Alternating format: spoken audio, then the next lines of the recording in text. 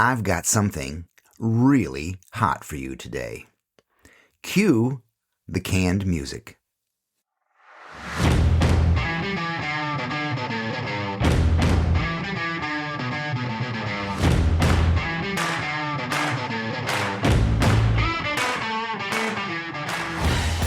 Today's episode is one of my favorite interviews, a delightful interview with my friend and contemporary, the artist and designer, Pablo Delcan. You may not know Pablo yet, but I've followed him for years until I was brave enough to approach him. I think his work is so simple and so inspiring and so joyful that I had to talk to him. You can find Pablo's Instagram handle at Pablo Delcan. That's at PabloDelcan. Follow him. It's a real treat. Pablo teaches at the School of Visual Arts. He's designed books and posters and done all the wonderful things that we're supposed to be doing. And he has a new book out. It's called Prompt Brush 1.0. He calls it the first non-AI generative art model. And it was made in response to all the AI generated crap out there. And he takes a human-centered approach in this illustrated collection of humorous, touching, and poignant ideas based on prompts given to him from the public. I hope you love this interview as much as I. It was just a wonderful conversation between me and another designer artist who really gives a shit. Okay, here we go. Pablo Delcan, welcome. It's great to see you. Thanks, James. Yeah, thanks for having me. I'm really excited to be in your podcast. As you know, as you and I both know, the audience doesn't know. We recorded this already. We had it went so wrong that you had me back. We talked a week ago, and now we're just calling it our rehearsal. So what I want to do now is just I want to go through the same questions and do them as dull and bored as I can. Yeah. There's no surprises for us here. You have to bring the excitement. I'll be like, okay, and what about your new book? Tell me. It's when you get the questions to an exam, and then you just know all the answers when you already go into it. Yeah. So maybe I'll surprise you with new answers for some of them. We'll see. Good. You were doing your homework, and I've done my homework, and also just as if you've gotten answers to a quiz, we will take an hour and a half long podcast and turn it into 10 minutes. Nice. Let's do it. Yeah. Pablo, I have so much love and respect for you, and I'm sure that will come out in so many ways during this thing. So I'm sorry for the, what do they call it, fanboying, and also for the similarities I see in your career and mine. So it's very cool. There are so many groovy things that excite me about seeing me and you. No, I've been, as you know, I've been a fan of your stuff for forever. So let's just get into this thing. Pablo, what made you weird as a kid?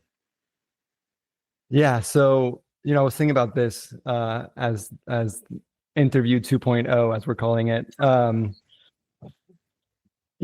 a kid, I changed schools a lot, and I was by nature quite an introverted and shy kid, which when you're introverted and shy, being the new kid is not the best situation because there's this default attention that happens.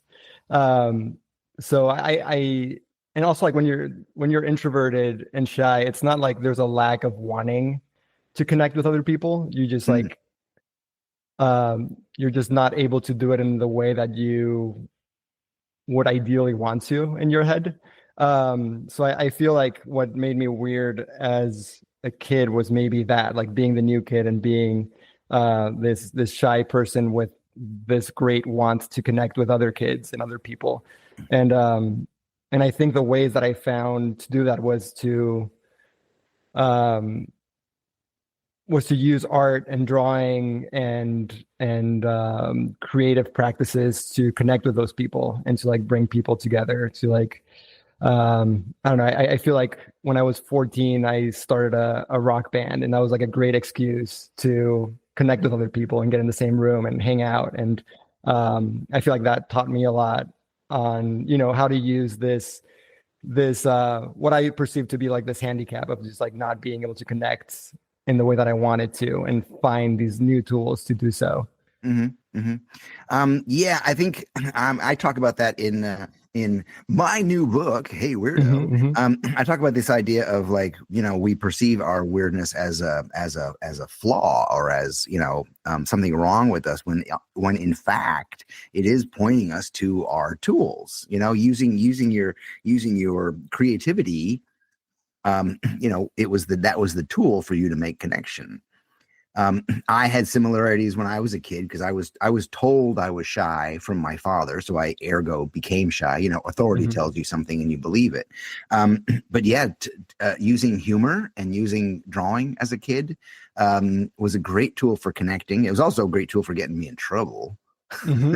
You Yeah. know, Tell me about that. How did you get in trouble as a kid? Oh, I drew on everything, including, Hmm. my clothes, including my hands and my body, and including my school books. But Yeah. when I wrote in my school books, they were mnemonic devices so I could remember the text. It wasn't like I was daydreaming and just drawing Hmm. army men. I was illuminating the text literally so I could remember things.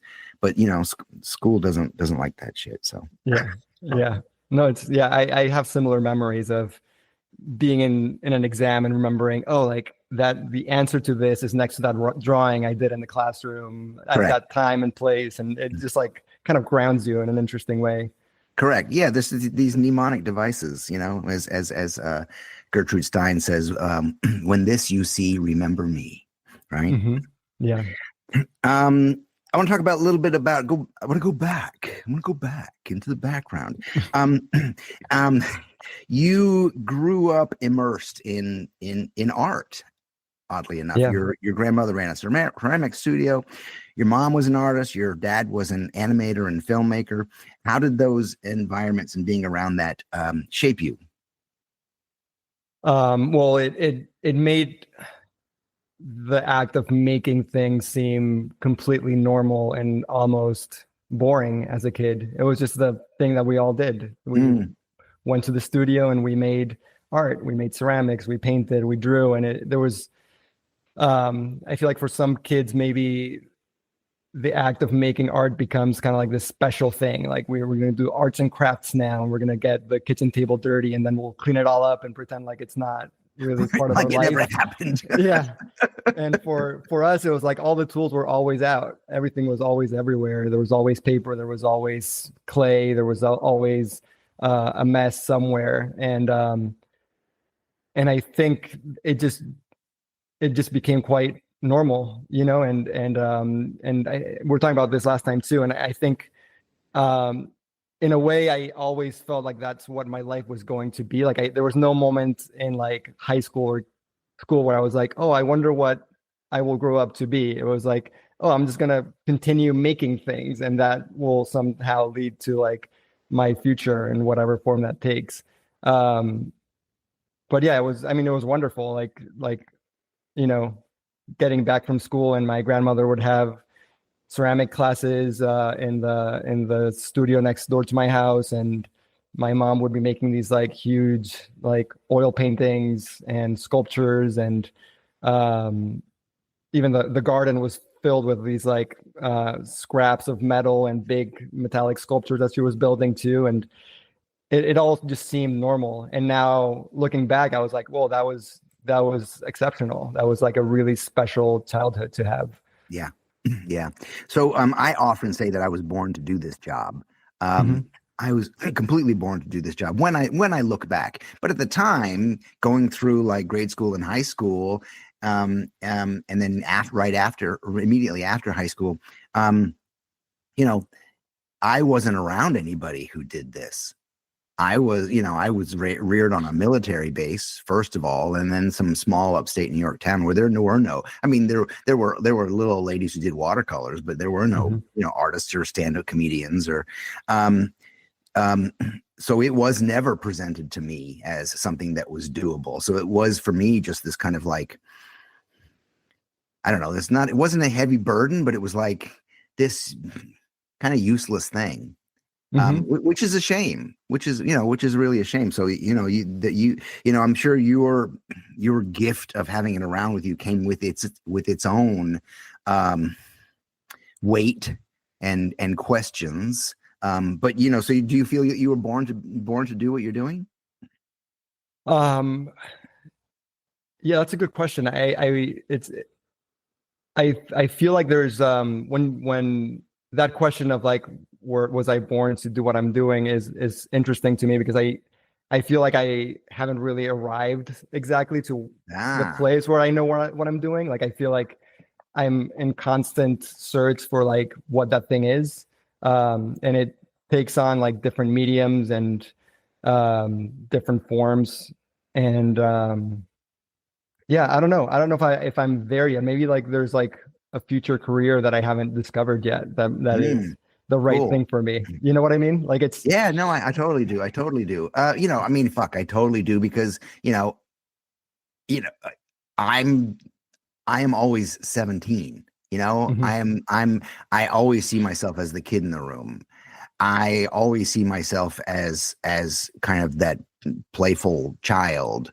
And yes, I would love to know what I'm going to be when I grow up Mhm. and what Yeah. work is going to Yeah. come, you know? Yeah. So I can completely say, I knew you when. Yeah. I Yeah. It's knew like Pablo I before like he was doing that being shit. surprised by, looking back, I'm like I want to look 10 years into the future and not know what I'll be at that point. And Yeah. that I'm comfortable with. That is something that I like.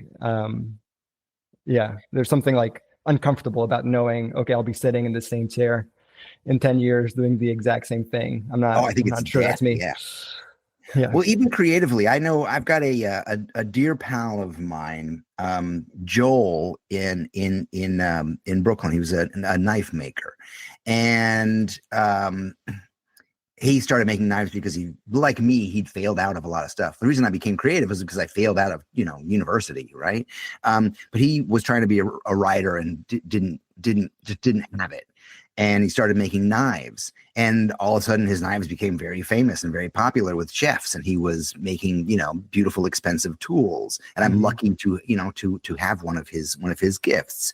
But then we spoke a couple years later, and he's like, James, I know what knife I'm making 2 years from now. He says, that sucks. So Hmm. there's this thing about, yes, suffering from success, right? And knowing what you're going to be doing. It could be as bad as just like being in an office job and going, okay, my next step is I'm going to be in that office over there and have her chair. Yeah. you Yeah. know? Yeah. I think it's like when it's becoming really good at something, that's kind of the trap sometimes, is that then success follows you and then it doesn't become a new thing anymore. Then it becomes a job. And I don't know how sustainable that is in the long run. Correct. For And one's I've own creative kind of flow, you know? Yeah, and I have illustrator friends who sell their own prints and their own T-shirts and their own stuff, and they are trapped. Their audience doesn't want, like, if they do. There's this wonderful Spanish lady I know who does this beautiful floral stuff, but on the side she draws skulls and dead birds, and I'm like, oh my god, those are so great. Why aren't you using those? She's like, James, my audience is Paul Coelho's audience. They're not Hmm. interested. And I'm Yeah. like, Yeah. oh dang, looks like Yeah. you need a nom de guerre, another studio, right? Yeah. Yeah. Hey, Pablo, best advice you've received from your parents? Yeah. I don't know if it was like straight on advice that they gave me, but it's definitely something that I've soaked in through time and through conversations with them. Um, I think from my mom, it's been uh, this this real appreciation for freedom, like personal freedom, and not in the sense of like political freedom, that's like a different conversation, but more so in like owning your time, owning what occupies your mind, and just not sacrificing that for money or for even like for success, like just being very clear about what are the things that you want to spend your time doing. And for my dad, I one thing that just like rubs off from my dad all the time is this like insatiable curiosity. Like he's someone that's always exploring, always learning new things. To this day, he's like constantly like emailing me and calling me and telling me about this like cool new thing that he discovered. And I feel like that's something that has taught me a lot from like a kid until these days. It's like someone that's like constantly just teaching me new and interesting and exciting things. Cool. That's awesome. A few moments later. Oh, okay. Yeah, I was thinking about something, but we will probably make a note to edit this long pause out. Yeah, or we can just like everyone can take a deep breath during that pause. You know, everybody get comfortable with us. Do a little bit.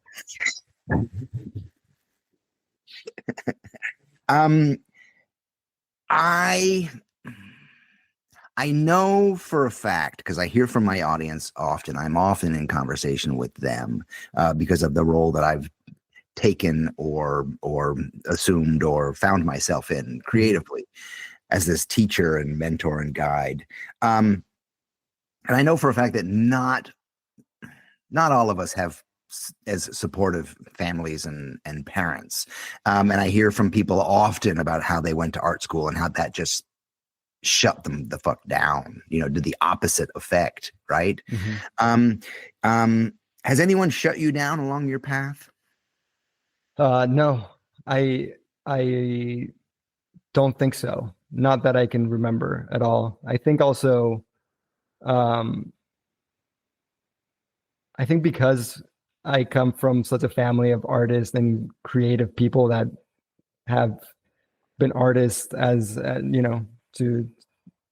for a living, basically, I feel like I didn't really have anything to prove to anyone other than myself, and I think that was like helpful to me in kind of like and that was not always clear, to be truthful. Like I think at the beginning, maybe like some of the instructors that I had over time was like, oh, I really want to impress this person, but clearly eventually I realized how impressing other people just didn't really help me all that much or the work. Mm-hmm. Yes.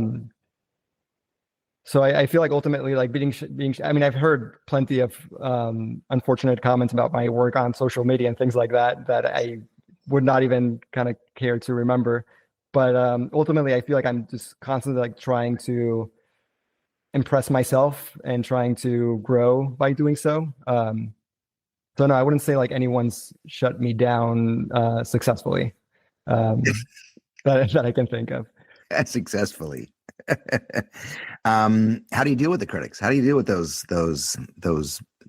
voices?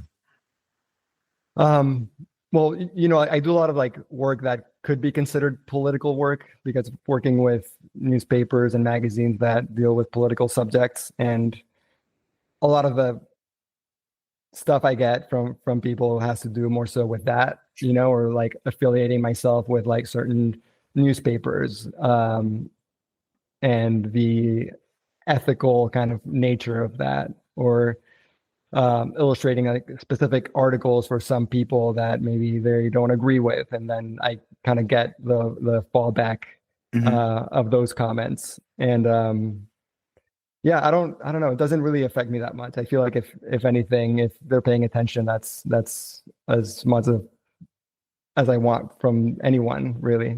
If they're paying attention, that's good enough. Yeah.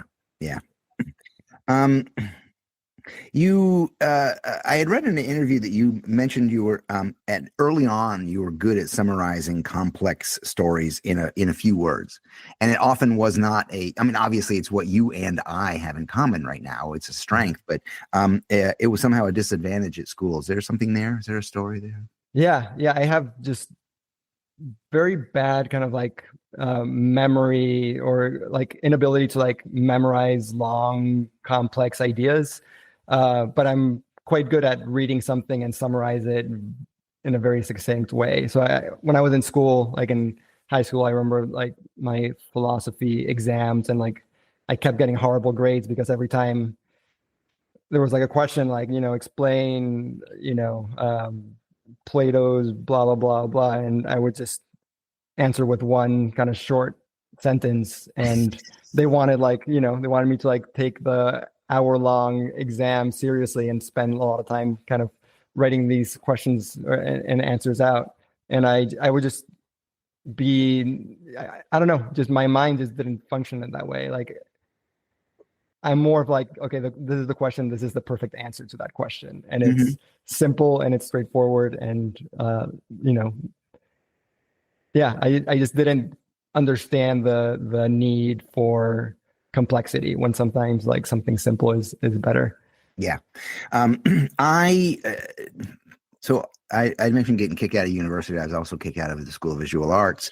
And when I left the School of Visual Arts, I realized that I didn't know jack shit, and I had to go get an education, right? So I started reading. And a lot of what I read was what started me on my love of philosophy and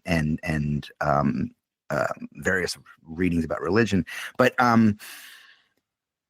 in the Tao, the book of the Tao, there's this wonderful line that I hold dear to my heart, and the Tao is full of contradictions. But in it, Lao Tzu writes that in simplicity we must have complexity, and in complexity there must be simplicity. Which, if you can kind of understand that, it can help you tremendously as a creative. That complexity for complexity's sake can be fine, but if you want real meaning, try to follow that philosophy. Yeah, I love that. I hadn't heard that before, and I think as they say too, like there's something really hard about doing something simple really well, and also complexity can very easily become noise too. Yeah. So I think, and sometimes noise can be beautiful as well. So I don't know. It's interesting depending on the context. Yeah. Well, when I'm working with either coaching clients and who are concerned with the visual craft, it's really difficult to teach simplicity.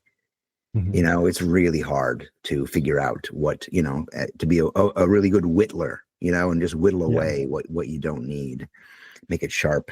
Hey, in line with that, I want to talk a little bit about a similar background of ours, the New York Times op-ed page.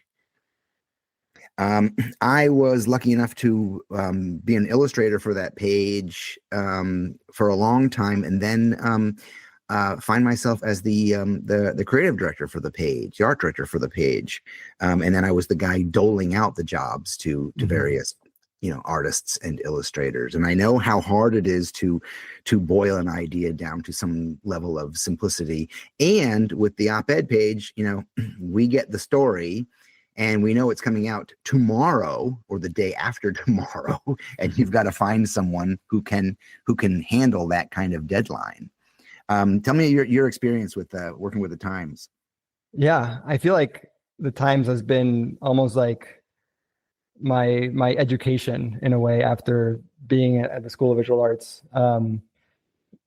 Like when I started doing op-ed illustrations, it was when Matt Dorfman was the art director there, and he was kind enough to offer me to create an illustration for the op-ed without me having much of an illustrator portfolio. Like I had my SVA portfolio, which was like mainly like book cover designs and not very illustration heavy.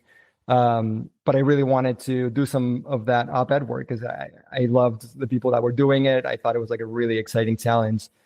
And I feel like through working with all these like incredible art directors that they have at the op-ed page and at the New York Times Magazine. I feel like I've learned to do that kind of work, and it's become kind of a muscle that's grown over time. Like at the beginning, I feel like it was really hard for me to come up with 3 ideas for a piece, and now I feel like when I read something, I just like I'm overflowing with all these exciting ideas to put forward. It's a really interesting and fun challenge, also because of the time constraints for these things. Like you're kind of working on the edge of your seat, just like you know that the deadline is coming every minute that goes past, and the concept is incredibly important. And once you get that concept approved, it's like, okay, now what best way, most interesting way of making this? Like, is it a photograph? Is it a drawing? Is it some sort of like typographic treatment? I feel like it's just like a really exciting kind of design problem. Yeah.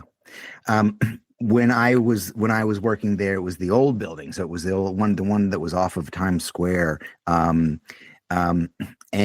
I remember there was one artist in particular. It was actually a designer. Again, I'd like to, you want to work with a designer who hasn't done it before, right? Because there's definitely going to be novelty brought to it, right? You bring a book jacket designer in, and I remember when there was one actually Michael Beirut, who he literally said, if he doesn't have an idea on the phone, then he doesn't do it. It has to be that immediate. It has to be that clear, because he knows that he's going to have to devote that much time to this thing. And there were other artists that I would call, and they'd say, okay, I'll be right over. And what they would do is they'd come over to the building with paper and with a little toolbox, and they would sit in the lunchroom with inks and draw and make something. Yeah. And they go, how about this? How about this? How about this? Oh, that's pretty cool. I love that. Well, it's I think it was when, even before faxing came in. So it was just like, people just like said, I don't know, how about this? How about this? Let's draw something else. Fix it. Okay, here, white out. Yeah, that's great. Yeah, I feel like it's changed a lot. I feel like my process now is just referencing that idea of having an idea right away. I feel like for me, I like having as many ideas as possible. And I like that kind of initial moment of like reading the article and trying to find the idea that's first going to make me laugh. Like what's the wrongest thing to do for this article? Like what is something that is completely ridiculous that first will make me laugh, maybe will make other people laugh. Sometimes that idea gets chosen. Rarely it does, depending on the tone of the article. But that's kind of where my mind starts. And then it's like, okay, now let's go back to the text. Let's circle some interesting kind of visuals that are already here and find fun, kind of playful ways of addressing this. I don't know. It's a great kind of way also to learn and push yourself. Like I as I was saying before, like I feel like the New York Times has become kind of like a school for me to learn how to be an illustrator. And I still wouldn't be able to like tell you exactly what is the style that I have in my illustrations. Like it is very much like the text is dictating what and how I illustrate something, which makes it so that I'm constantly kind of reinventing the way that I'm trying to do this. You had said something earlier, and I want to go back to it because I think it's extremely important for people to hear, or for people to try to understand. It could have been just me saying this. Literally, I tell people what I do for a living is I sit at a very big table with pens and paper, and I try to make myself laugh. And I try to go to the wrongest idea, because somehow through the wrongest idea, there's truth. Right. Yes, there are clues in the paper, there are clues in the story, there are clues in the content, but many designers get tripped up by those, or they let the words push them around. Right. Instead of allowing yourself that level of play, the wrongest idea. That's a wonderful expression. Can you talk about that idea of like, what I call it when I write, it's called making yourself happy first. Yeah. Yeah. I think for me, it's almost like forgetting that you're trying to pursue something, like you're trying to finish the piece. You're not trying to finish anything. You're just like, this is the time that you're devoting to spend with this piece of text, and you're going to draw a bunch of things. You're going to make a bunch of silly concepts come to life in different forms. And it's not about fulfilling a brief. It's just about being in the moment with what you're doing and truly being playful. And for me, that's why I love to do what we do. It's because of that time that I get to spend with myself, trying to make myself laugh, trying to make myself grow, or create some sort of like new curiosity that maybe will lead me to like learn how to use a new tool. And think, yeah, I feel like I've learned how to use so many different tools because of these projects, like sitting at the table with either my computer or with like a camera or a scanner, cutting up some typography and gluing it. And I just like put a lot of care into that time. And I feel like as soon as I have those moments too, where I'm like, okay, this is in a day where I'm completely filled with work, I start rushing things and I start kind of like neglecting what I think is like really important. And I have to kind of sit back and take a deep breath and be like, no, this is not the way that I like to do things. Let's make sure that we add this important time to the process. Because I'm not as interested in the finished piece as I am in that time. Yeah, I think that's how I would put it. It's kind of forgetting that you are trying to finish something and kind of focus on the making. Yeah. And, and beautifully, it goes back to the advice that you got from the, either direct or assumed advice from your mom. I mean, the way you work with that, you're giving yourself that freedom, and that takes the pressure off. Right now, you're thinking, oh man, I wish James Victori could be my mentor, my guru. Hell, I wish he was my coach. Well, you can make that happen. Go to yourworkisagift.com. There's a questionnaire that will probably help you out, but it'll also give you access to a free call. So let's talk. Let's free you from overwhelm and creative frustration. Let's build your business and help you get paid to do what you love. Again, go to yourworkisagift.com. Let's talk. Mm-hmm. We can't work with pressure. We can't work with our nervous system all jacked up and going like, oh fuck, I'm gonna get paid for this, and it's got to be on time, and Yeah, it's also like the work. There's like, if you're having fun, the work will feel like you've had fun making it. Like that's something that I don't know. There's like some of my favorite designers, their work just breathes that process into it. Like you can see that there was someone behind that work, really kind of like present with it. And it was not something that they were phoning in. There's like no fear that's being shown in the work. It's like pure joy and this unique kind of, I think our first conversation, I think we were calling it the spirit of the work. Yes. And I think that's something that I aspire my work to have every time that I'm sitting down to make it.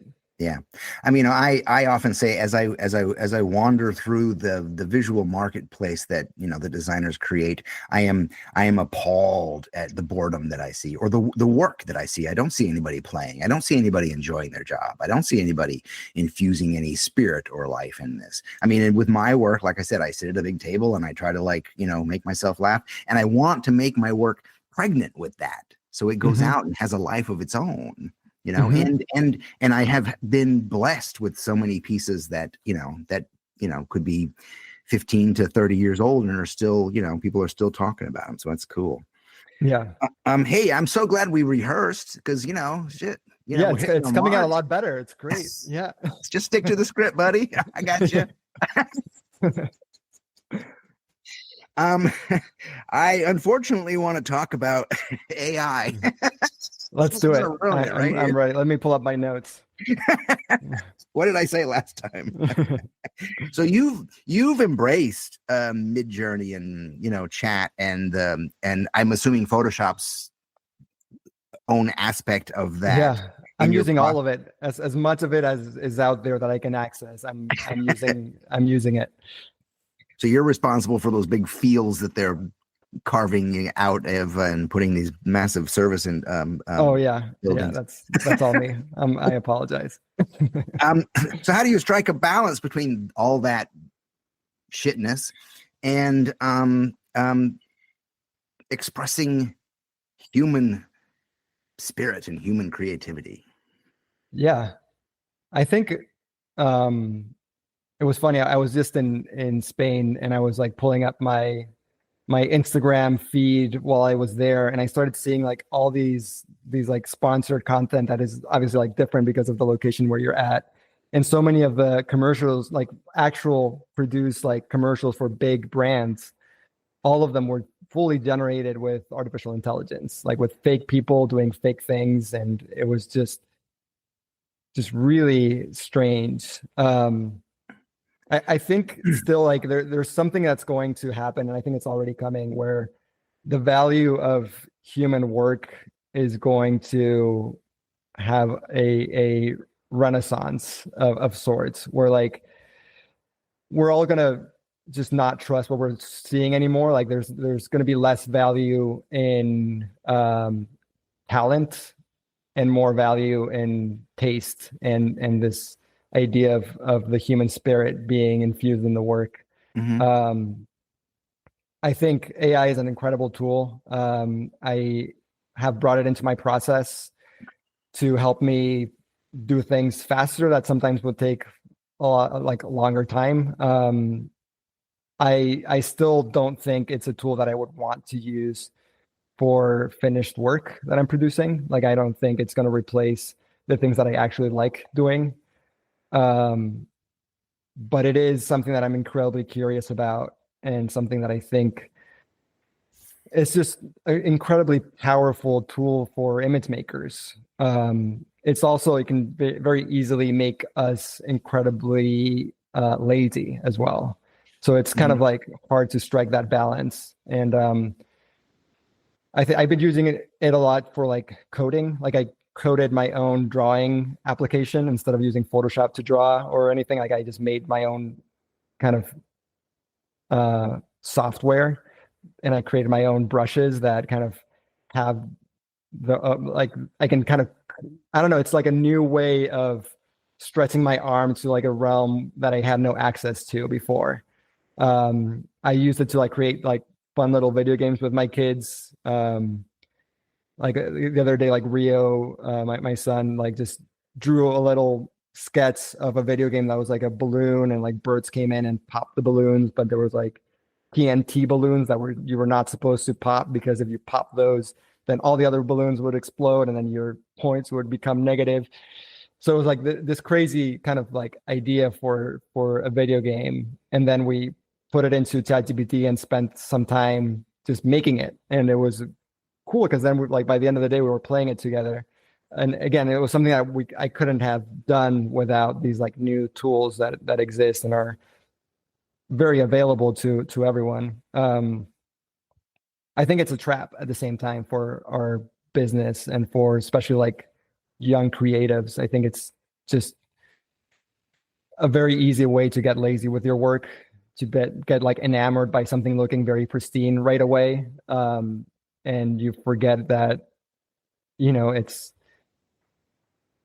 the process can't become that also either. You kind of have to be able to get dirty with the work as well. So yeah, it's an interesting time that we're living through with these new tools that keep improving like at exponential rates that are insane to watch. At the same time, I feel like we should all be curious about it and be willing to fight against it at the same time. Yeah. One of I love to go. One of the reasons why I love museums is to see, I literally go to see the hand of the artist. I want to get close to the sculptures and see, like in Rodin's work, I want to see the fingerprints in the bronze. I want to see the paint marks or the chalk marks of Lautrec or, the Van Gogh or, because there's this wonderful thing that I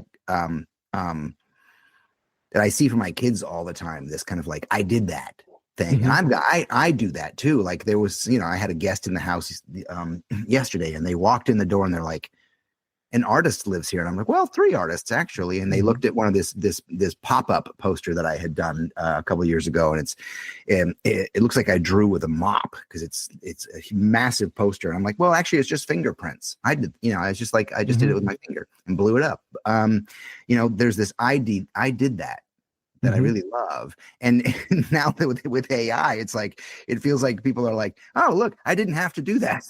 Yeah. Yeah. And that's the thing too. It's like, who owns this work? Like you prompt this thing and did you make it? Do you own what you've made? Well, I described it. Right. So it's a strange moment because I feel like at the same time, there's this like democratization of like the work. Like anyone can be making like these like incredibly realistic photographs that before you needed a photo studio to create. At the same time, like, and that's kind of what I'm curious about too, is like 3 years from now when we've been like over kind of just hit over the head with just waves and waves of this kind of work, it's just not going to feel the same. We're not going to want this in our lives anymore. Yeah. We're going to want the real thing. And I still feel like the real thing comes through, like the real thing with the real, fingerprints in it still comes through. Yeah. I mean, I am admittedly a Luddite from way back. But I think there's place for Luddites. I think there's place for that kind of criticism. As long as it's not, as long as it's informed. Yeah. I want to talk about this incredibly sexy book, Prompt Brush 1.0. This is your new book, the first non-AI generative art model. You had mentioned this had begun as like a play project with your boy Rio. So tell me about 1.0. Yeah. So the idea for this was, I think that the style of the drawings definitely was heavily influenced by watching my son Rio drawing. But the initial idea for the project came from, I got this like commission from the what was it, the Washington Post, like in the end of 2023, and I had done like a series of illustrations, and they had it was like trying to like reflect back on the year 2023, and they wanted it to be like AI heavy. So they asked if I could make my illustrations look more like they had been made with AI, even though I had been making them without AI. It was like conceptually it made sense, but also how do you make something look more like AI when so I had this moment of like, and I that probably kind of came and went. And a few weeks after I had this moment on like, okay, if this is like what I did to make my work look more like AI, like what would be the opposite of this? Like, how can I make my work more human than I've ever had to make it before? And so I came up with this idea of like just putting it out there. Like I'm taking in prompts. I just created this like new AI, like non-AI generative art model where people can send in prompts and I will just draw them as fast as possible as a human. And it kind of was like a quick idea that started as a joke or like something funny that I wanted to like put out there. And then I started like just having a lot of fun doing this. And a lot of people kept sending in prompts, like friends from my childhood that I hadn't spoken to for years were sending in like prompts that related to, inside jokes that we had, and friends that I went to school with were sending in prompts about, things that they were up to now. And it kind of became like a great way of connecting with people through just like simple, quick 30-second long drawings. And I thought, I'm just going to keep doing this for as long as I can do it. And, now it's like 1,800 drawings later. And there's this book that's coming out September 9th. But yeah, the project, it was almost like an idea that came to me out of nowhere. And I just like made sure to stick with it, because I feel like there's a lot of times when you have an idea for a project and it kind of comes and goes. This time I kind of wanted it to stick. I wanted to so I kept telling everyone about it. I was like, if I tell everyone about this idea and how I'm going to like be drawing nonstop for a full year, then I'm stuck with it and I'm going to kind of hold myself to it. Yeah. And so I did. And what comes to me is the idea of nonstop for a whole year. Like, how do you not let that style evolve? How do you not get bored of it, but not start adding, like, oh fuck, I want color in this, or I want a thinner line, or I want, you know what I mean? How do you stick with quite frankly one brush? And I love the photo of the one brush in the book. So yeah, it's funny you say that, because I feel like the style changed because I never washed the brush. So it started as like a very thin brush and ended up as like this like monstrous kind of like ink heavy tip of a brush that I had to like repair several times throughout the year. But yeah, I think ultimately I did try a few times. I was like, what if I add color? What if I do this? What if I do that? And I think what I liked ultimately about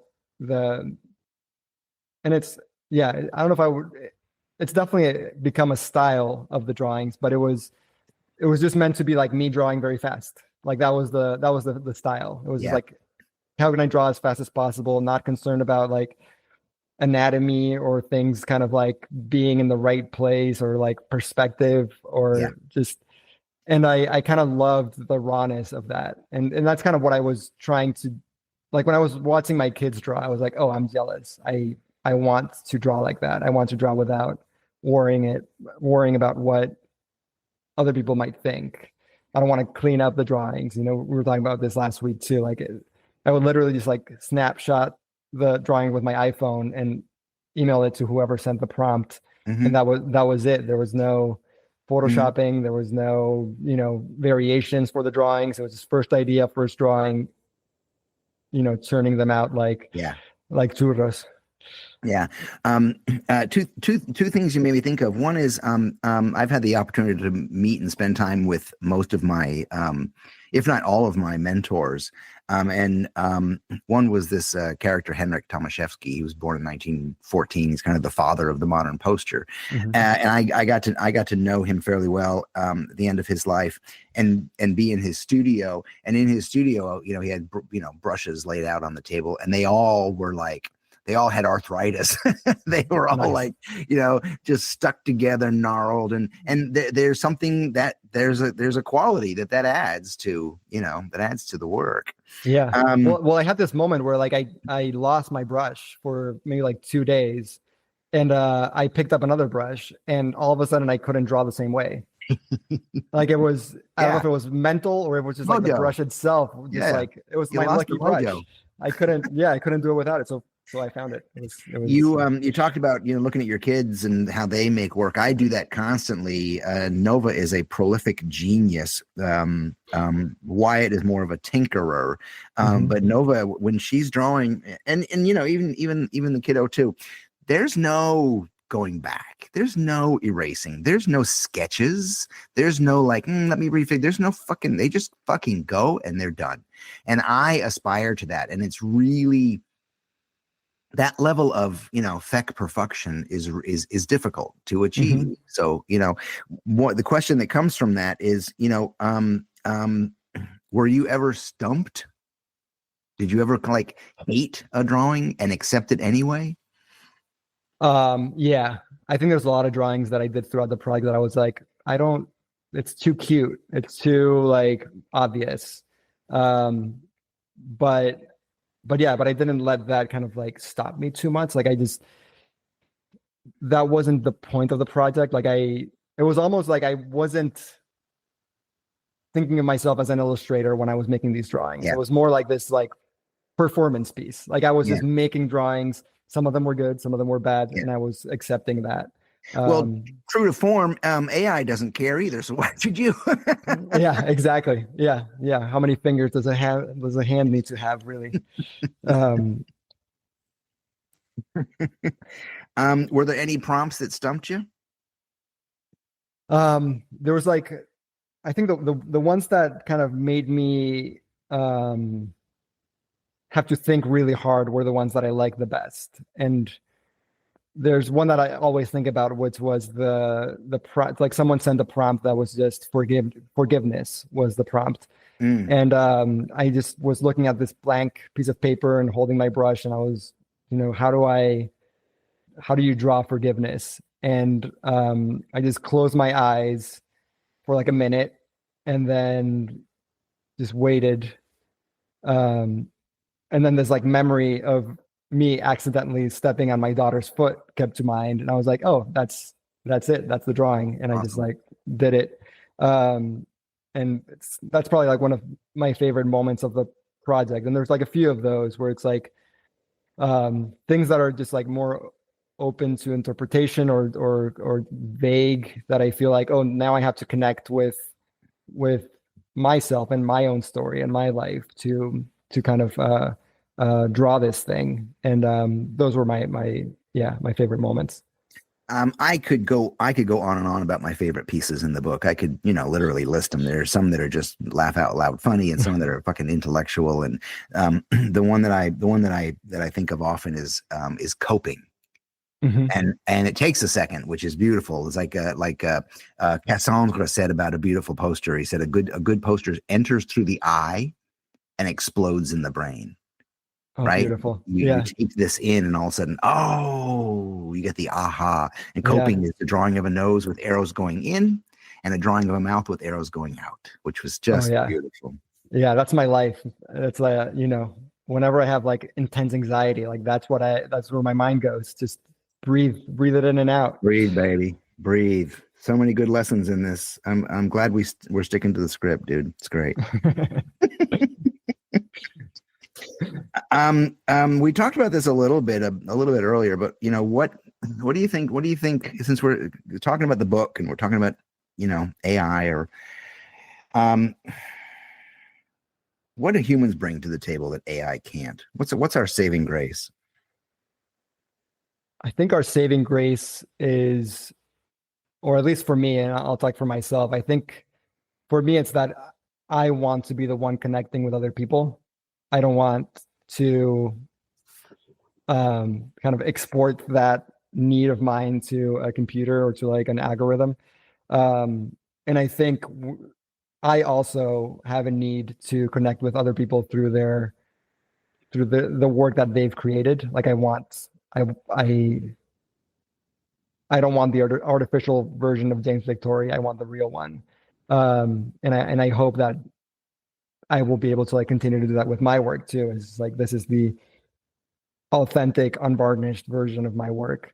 And I think my hope is that AI will make what we were talking about before, of this idea of like revising and making things more clean and making things more pristine. I think that will become the thing of AI, and humans will be left with the more human looking work, hopefully.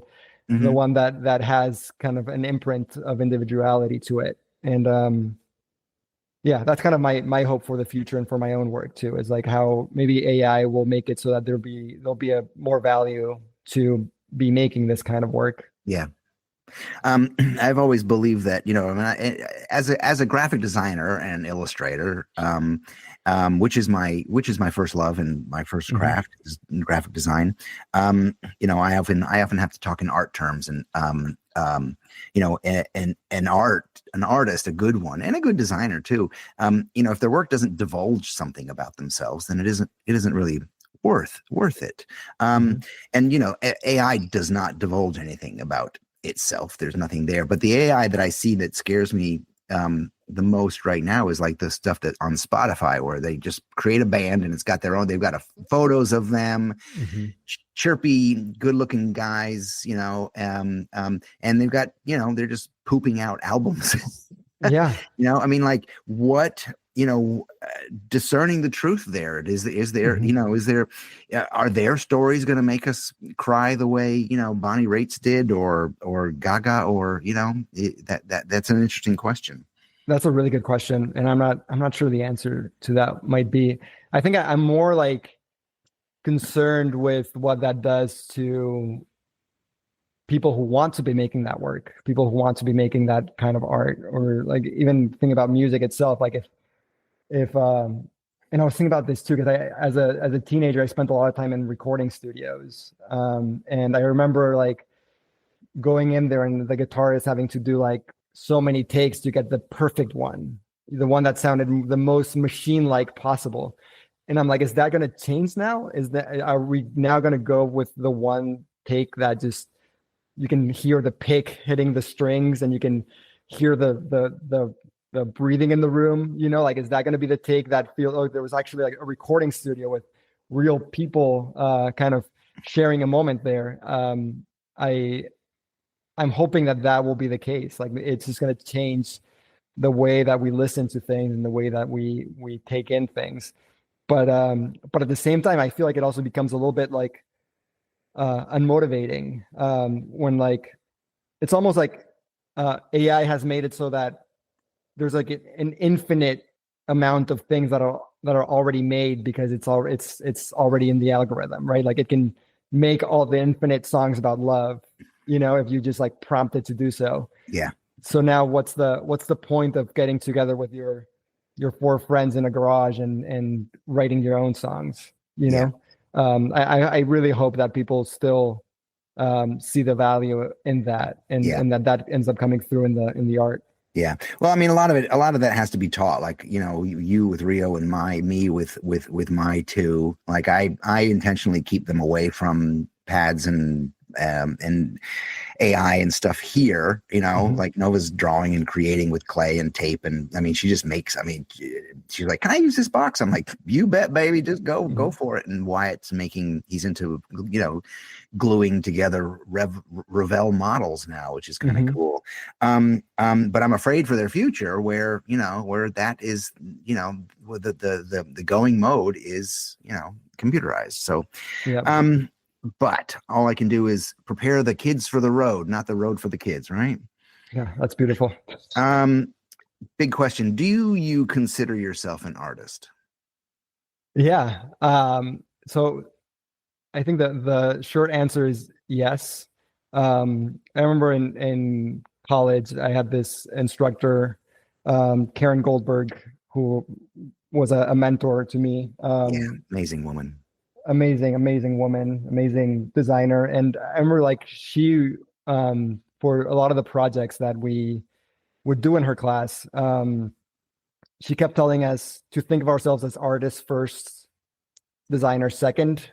And I feel like that's something that really resonated with me. And it's like something that I have brought into my process and my existence as a designer. I feel like it's like I think of myself as an artist who designs, and I try to bring that kind of mindset into the problem solving aspect of design, right? Like I'm not a designer when I'm trying to problem solve. Like, what's the most artful way of doing this? What's the most like what can I as an artist and individual bring to this work?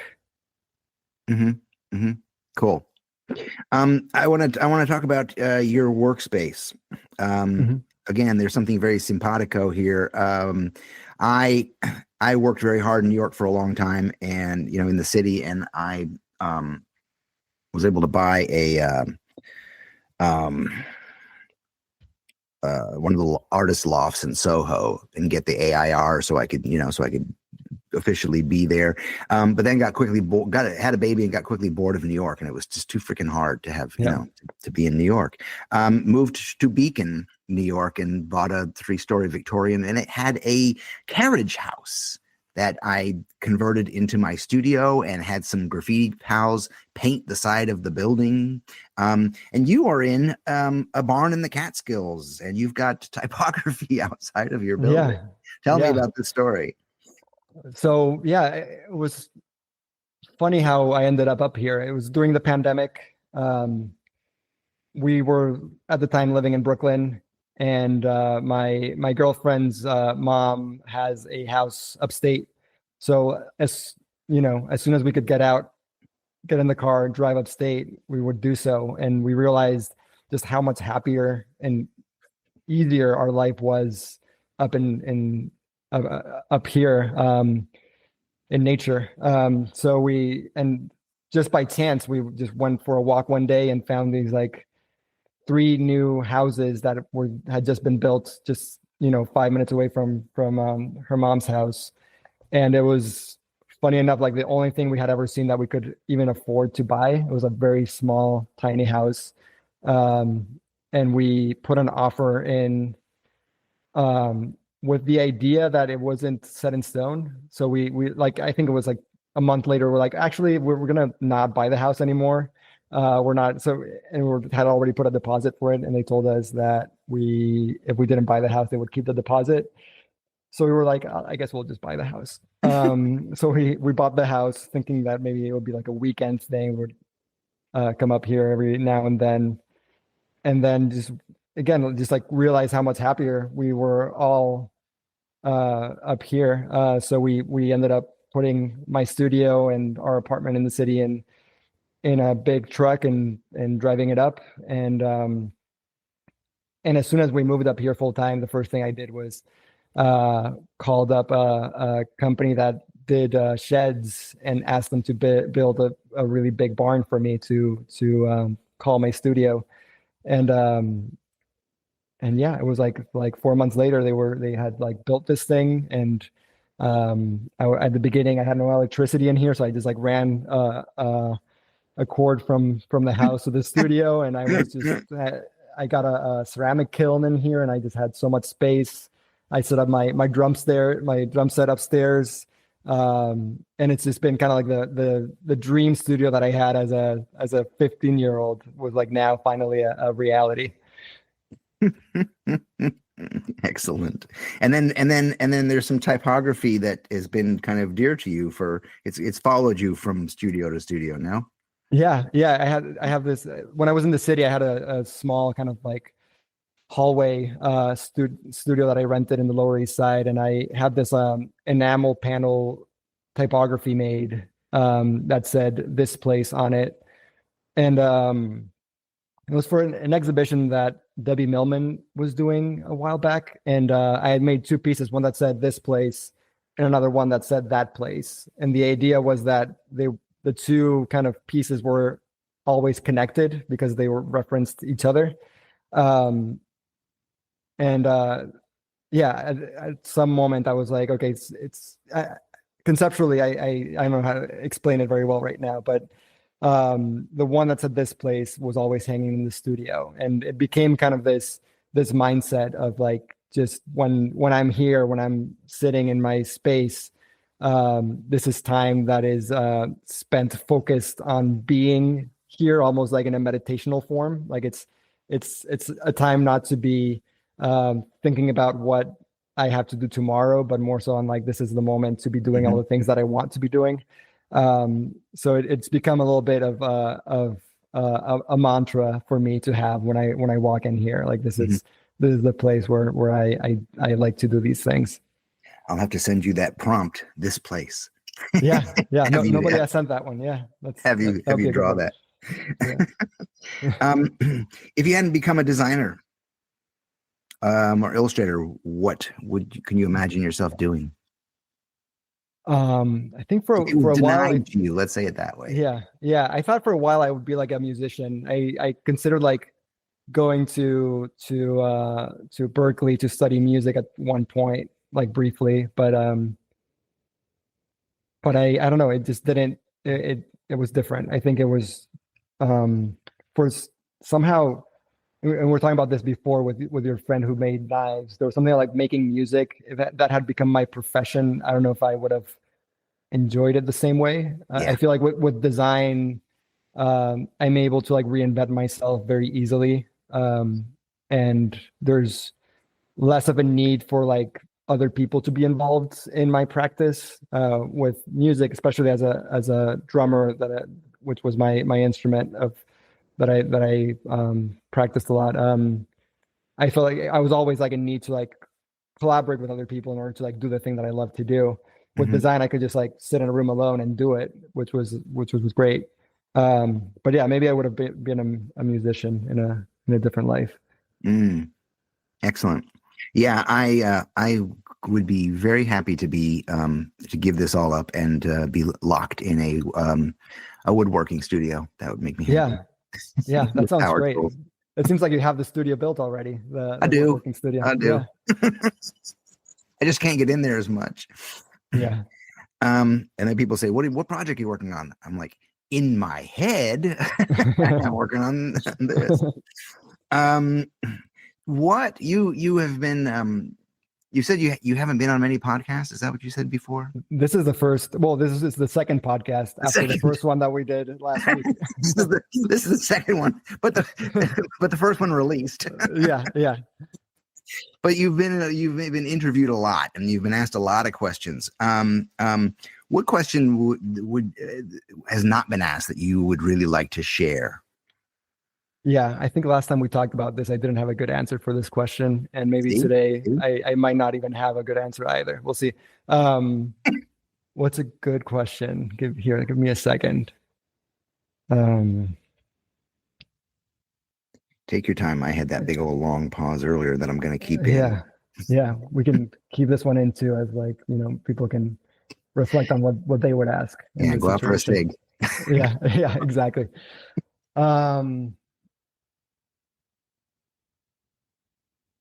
Yeah, I don't know. I feel like a lot of questions that you've asked have answered a lot of the things that I would have liked to answer. But I think one question that I keep asking myself is like, what do I do next for this prompt brush project, right? Like, I think when we met the first time, I was talking to you about this too, and you were like, that question is like coming out of a place of fear, and I'm still figuring out, like, is the project over now? Like, have I done it enough that I'm gotten to a place where I'm bored of these drawings? Well, you kind of screwed yourself because it's Prompt Brush 1.0, so it's like calling it first edition. So you kind of have to follow through with that. Yeah. So I'm questioning, like, what is the 2.0? Like, what it can't be the same thing again, right? And what that 2.0 might be is, I was like, oh, the easy way is like, I'm just going to add some color to it, or I'm going to, at some point I was like, oh, the 2.0 is just going to be a new brush that I'm going to, name brush 2.0 or something. But yeah, it's a question that I haven't been asked, and also a question that I don't have a good answer for. Yeah. I can see, as a longtime art director, I can see a number of ways to kind of play that out, either with Midjourney and the AI tools, or without. So, yeah. But it is a gem of a book, and I've said this before, it rivals my own Victoria, or Who Died and Made You Boss, as a beautiful object to behold. Thank you. I appreciate that. I love that book, by the way. I have it over here too. I see some copies behind you. Yeah. Pablo, what's next? What's a beautiful future for you? Yeah, I think I don't know. I'm going to give you the same answer as last week, which I think still stands, which is, I feel like I've worked really hard to get to this place where I'm at right now, and I want to just spend some time savoring it and enjoying it, and not being complacent about it, but really kind of focusing on the work that I can be creating right now because of this kind of like situation that I've been able to put myself in. So if my future for the next years kind of looks and feel maybe just like it feels similar to the way that feels right now, I think I'll be very, very happy. Cool. Well, I can tell you, as the ghost of Christmas future, um, it gets better and better. That's great. I love that. I love that for myself and for you. It gets better and better. Yeah, I'm looking down that road too, and it looks groovy. Pablo Delcan, you are a gem, and your work is just freaking fabulous. And I'm so happy to try to share it with as many people as possible. And I loved having you on the show again. Yeah, thanks so much. And yeah, tell your audience to send some prompts, and I'll send over some drawings back. Okay. Hey, thank you so much. I appreciate it. And yes, this is, I knew that it's like we'd mentioned earlier, when you work on a prompt and you knew that was a difficult one, you knew that it was going to be good because it was difficult. And I have to teach people that all the time. Like in my work, when I'm stumped and I'm like, nope, that's not it. I know that it's going to be great because I have to go through that process. Yeah. Got to go deeper. Yeah. And this talk ended up being like that. So thank you. Yeah. Thank you.